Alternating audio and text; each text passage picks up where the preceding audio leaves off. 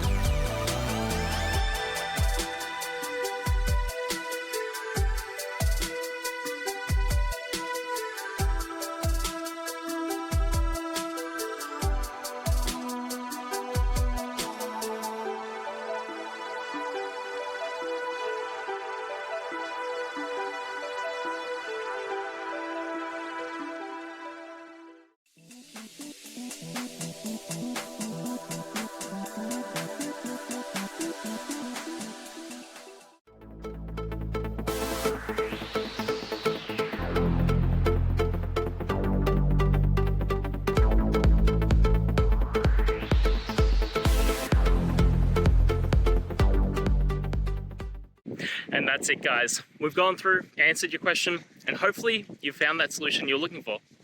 Guys, if you did, please hit subscribe. I'd really appreciate it. And until next time, you need technical help, I'll see ya. Have a good one.